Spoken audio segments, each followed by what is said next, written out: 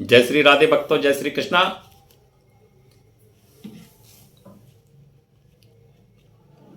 सनातन संस्कृति पथ इस चैनल में आपका हार्दिक हार्दिक स्वागत। आगे यदि आपने अभी तक हमारे इस चैनल को सब्सक्राइब नहीं किया है तो कृपया सब्सक्राइब कीजिए। हमें कमेंट करके बताइए कि हमारी पिछली वीडियो आपको कैसी लगी, कथाएं कैसी लगी। आगे हम आपको ले चलते हैं ब्रह्म वैवर्त पुराण की अगली कथा कि कल्प क्या है। जैसे ब्रह्म कल्प है, बराह कल्प है, ये कल्प क्या होते हैं और भगवान श्री कृष्ण गोलोक में क्या करते हैं। रास मंडल में निवास है उनका। श्री राधा रानी की उत्पत्ति कैसे हुई, जो हम सब के हृदय में विराजमान है। श्री राधे श्री राधे।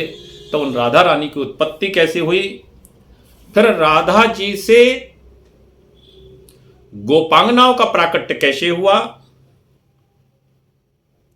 गौएं कैसे प्रकट हुई, हंसों, श्वेत घोड़ों और सिंहों की उत्पत्ति कैसे हुई, भगवान श्री कृष्ण ने 5 रथों का निर्माण क्यों किया और भगवान के जो पार्षद हैं उनकी उत्पत्ति कैसे हुई, भैरव देवता की उत्पत्ति कैसे हुई, ईशान और डाकनी शाकनी आदि की उत्पत्ति कैसे हुई। तो आइए इस कथा में हम आपको ले चलते हैं आगे। यह ब्रह्म वैवर्त पुराण की अद्भुत कथा है कि शौनक मुनि के पूछने पर महर्षि सौत जी महाराज कहते हैं कि सबसे पहले ब्रह्म कल्प के चरित्र का वर्णन किया गया है, वर्तमान में बराह कल्प और उसके बाद पद्म कल्प। कल्प 3 होते हैं, ब्रह्म कल्प, बराह कल्प, पद्म कल्प। इनका चक्र इस तरह से चलता रहता है। अभी बराह कल्प चल रहा है, इसके बाद पद्म कल्प आएगा। पद्म कल्प के समापन के बाद फिर ब्रह्म कल्प आएगा। जैसे कि सतयुग, त्रेता, द्वापर, कलयुग। सतयुग, त्रेता, द्वापर, कलयुग। यह काल गणना भी हम आपको किसी वीडियो में अवश्य बताएंगे कि यह चक्र किस तरह से चलता है। तो आगे वर्णन करते हैं इस कथा में कि ब्रह्मा, बराह और पाद में ये 3 प्रकार के कल्प होते हैं जो क्रमशः प्रकट होते हैं। जैसे सतयुग, त्रेता, द्वापर, कलयुग 4 युग क्रम से कहे गए हैं, वैसे ही कल्प भी है। 360 युगों का एक दिव्य युग कहा गया है। 71 दिव्य युगों का एक मनवंतर होता है।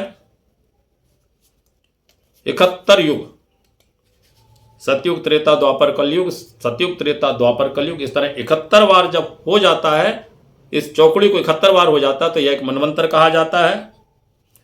14 मनुओं के व्यतीत होने पर ब्रह्मा जी का 1 दिन होता है। एक मनवंतर में 1 मनु होते हैं। इस तरह 360 दिनों के बीत जाने पर ब्रह्मा जी का 1 वर्ष पूरा होता है। इस तरह के 108 वर्षों की विधाता की आयु बताई गई है। ब्रह्मा जी की कितनी आयु है? 108 वर्ष। लेकिन वो 108 वर्ष की आयु जैसे हम यहां मनुष्यों की आयु होती है ऐसे नहीं होती है।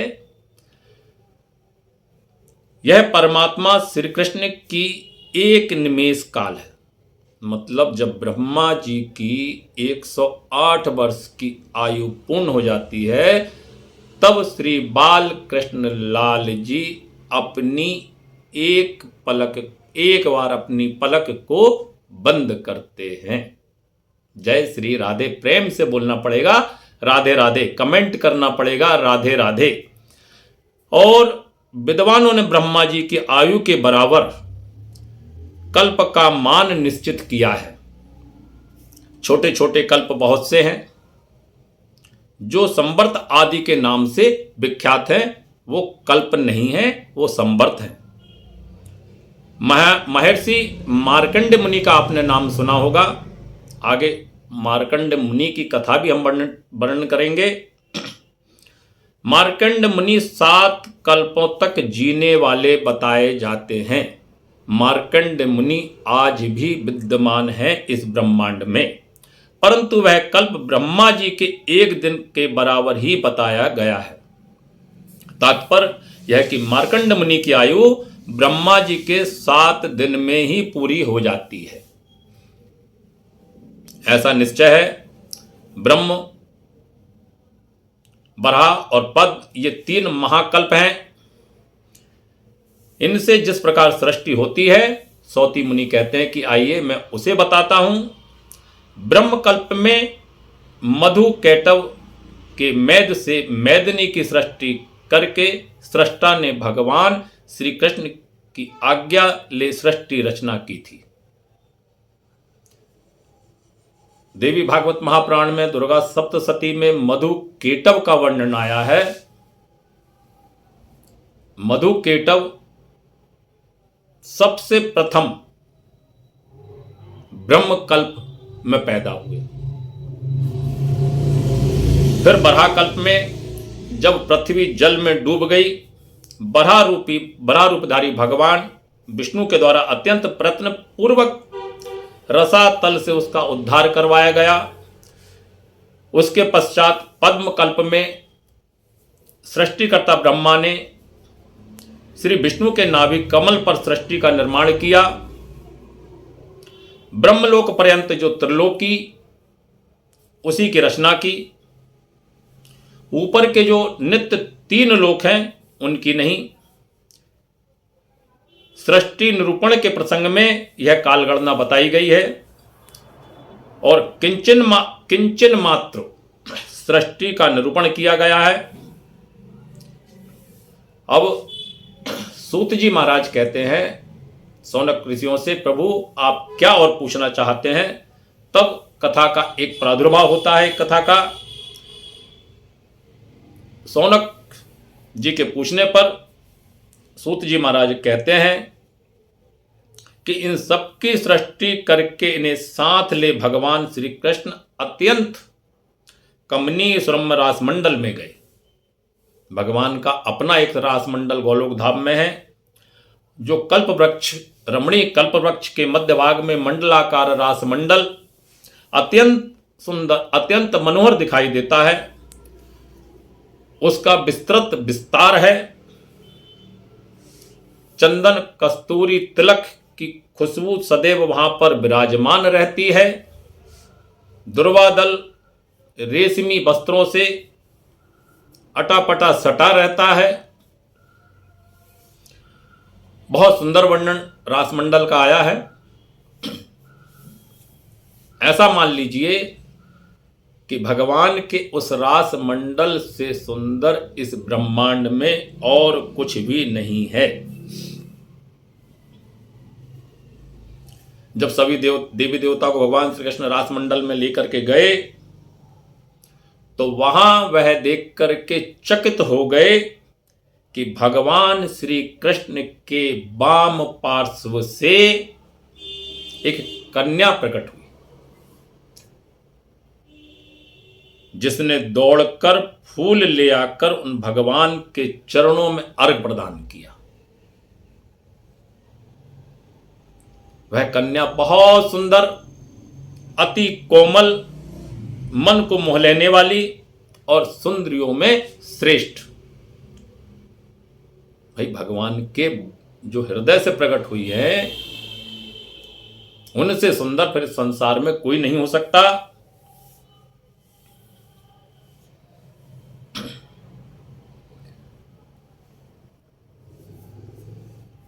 कन्या की सुंदरता का वर्णन करना असंभव है।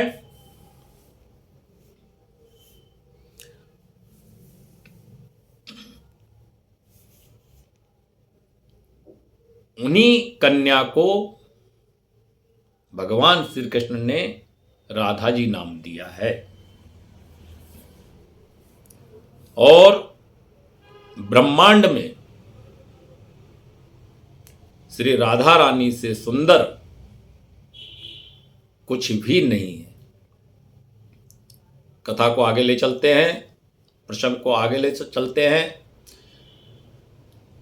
श्रीमद् भागवत पुराण में राधा जी का नाम कहीं नहीं आया है। जब सुखदेव व्यास जी से पूछा गया तो उन्होंने कहा कि राधा मेरी गुरु है और मैं अगर एक बार भी राधा नाम ले लेता तो श्री राधा रानी के ध्यान में मेरी समाधि चली जाती, और समाधि कितने हजार वर्ष की लगती, श्री सुखदेव व्यास जी कहते हैं ये मुझे भी नहीं पता। तो राधा रानी जी का प्रसंग इतना बड़ा है, इतना बड़ा है। राधा रानी कितनी सुंदर हैं, कैसी है, ये मेरी वाणी में तो सामर्थ्य नहीं कि मैं उनकी कोई व्याख्या या वर्णन कर सकूं। फिर इसके बाद कथा आगे कहती है कि परमात्मा श्री कृष्ण के बाएं कान से सफेद रंग के घोड़ों का प्रादुर्भाव हुआ। उनमें श्वेत अश्व गोपांगना बल्लभ श्री कृष्ण ने देव सभा में विराजमान धर्म को सवारी के लिए प्रसन्नता पूर्वक दे दिया। फिर उन परम पुरुष के दाहिने कान से देव सभा के भीतर ही महान बलवान पराक्रमी सिंहों की श्रेणी प्रकट हुई। भगवान श्री कृष्ण ने उनमें से एक सिंह जो बहुमूल्य श्रेष्ठ हार से अलंकृत था, बड़े प्रेम आदर से मां जगदम्बा परम्बा दुर्गा देवी को प्रकट किया। क्योंकि पिछली वीडियो में हमने आपको बताया था कि अम्बे जगदम्बे मां दुर्गे भवानी की उत्पत्ति भी भगवान श्री कृष्ण से हुई है और यह सब रास मंडल में विराजमान है। तो भगवान के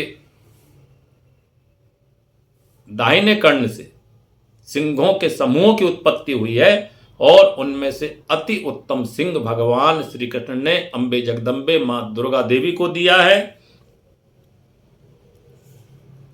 और इसके आगे कथा कहती है कि भगवान श्री कृष्ण के योग बल से, भगवान श्री कृष्ण ही योग गुरु हैं, उनके बल से सर्वश्रेष्ठ अति उत्तम 4 अश्वों से युक्त रथ उत्पन्न हुए हैं 5। उन रथों की व्याख्या वर्णन करने में यह जिह्वा असमर्थ है।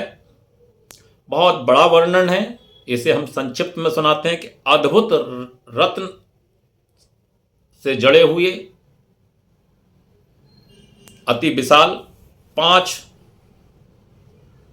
रथ भगवान श्री कृष्ण के योग बल से प्रकट हुए हैं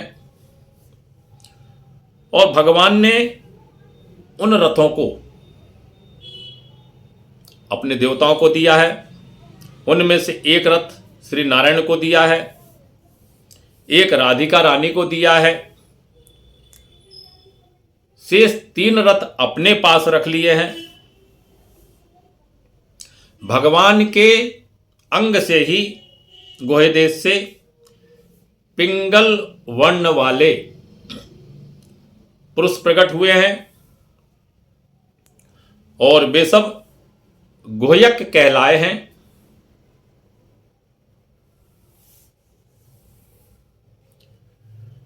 कुबेर की उत्पत्ति भगवान वासुदेव से हुई है। भगवान ने श्री कुबेर को धन अध्यक्ष के पद पर प्रतिष्ठित किया है।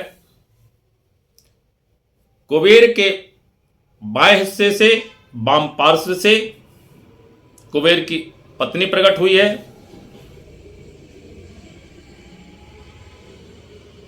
वह देवी समस्त सुंदरियों में अति सुंदर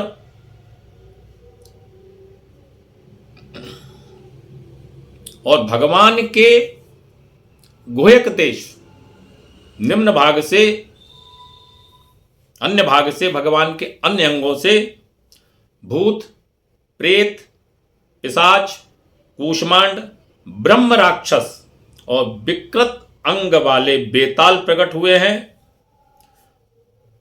तत्पश्चात भगवान श्री कृष्ण के मुख से कुछ पार्षदों का भी प्राकट्य हुआ है जिनकी 4 भुजाएं हैं,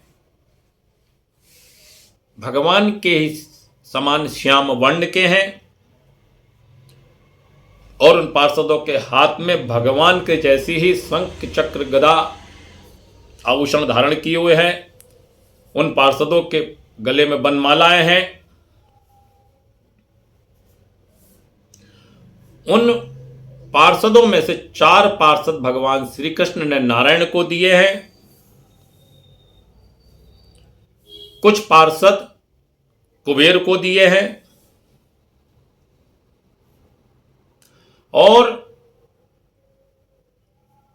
कथा आती है कि भगवान शंकर की बारात में भूत प्रेत बेताल राक्षस गए थे। तो वह भूत प्रेत बेताल राक्षस की उत्पत्ति कहां से हुई, इस कथा में हमने आपको बताया कि भगवान श्री कृष्ण के गोयक प्रदेश से भूत प्रेत राक्षस डाकनी साकनी इनकी उत्पत्ति हुई। तो भगवान श्री कृष्ण ने ही उन भूत प्रेत राक्षस आदि को भगवान शिव को प्रदान किए हैं। अब कथा को आगे बढ़ाते हुए भगवान श्री कृष्ण के दाहिने नेत्र से भयंकर गण प्रकट हुए हैं, जो हाथों में त्रिशूल पट्टिश भयानक अस्त्र लिए हुए, और उन सबके 3 नेत्र हैं। मस्तक पर चंद्रमा मुकुट धारण करते और वे सब के सब बड़े विशालकाय, वस्त्रों में कुछ नहीं दिगंबर हैं और प्रज्वलित अग्नि के समान जान पड़ते हैं। तो ऐसे गण जो भगवान श्री कृष्ण से प्रकट हुए वे ही भैरव कहलाए हैं। वे भगवान शिव के समान ही तेजस्वी थे। उनके कुछ नाम यहां पर आए हैं: रूरू भैरव, संहार भैरव, काल भैरव, असित भैरव, क्रोध भैरव, भीषण भैरव, महाभैरव तथा खटवांग भैरव। ये 8 भैरव माने गए। पर इनसे और अन्य उत्पत्ति हुई है, तो इस तरह 64 भैरव की संख्या भी कहीं पढ़ने को आई है। और भगवान श्री कृष्ण के बाएं नेत्र से एक भयंकर पुरुष प्रकट हुआ, जो त्रिशूल पट्टिस व्याघ्र चर्ममय वस्त्र और गदा धारण किए हुए था। वह दिगंबर विशालकाय त्रिनेत्रधारी और चंद्राकार मुकुट धारण करने वाला था। वह महाभाग पुरुष ईशान कहलाया, जो दिक्पालों के स्वामी है। इसके बाद श्री कृष्ण की नासिका के छिद्र से डाकनिया, योगनिया तथा सहस्त्रों क्षेत्रपाल प्रकट हुए। इनके सिवा उन परम पुरुष के पृष्ठ देश से सहसा 3 करोड़ श्रेष्ठ देवताओं का प्रादुर्भाव हुआ, जो दिव्य मूर्तिधारी थे। इस तरह हमारा यह एक अध्याय विश्राम होता है यहाँ पर। तो भक्तों, आपको हमारी यह वीडियो कैसी लगी कृपया हमें कमेंट करके अवश्य बताइए। और अभी तक अगर आपने हमारे चैनल को सब्सक्राइब नहीं किया है तो कृपया सब्सक्राइब कर लीजिए, ऑल नोटिफिकेशन को ऑन कीजिए, तब ताकि आपके पास हमारी इसी तरह की अन्य वीडियो पहुंचती रहे। जय श्री राधे, जय श्री कृष्णा, जय श्री राधे, जय श्री कृष्णा।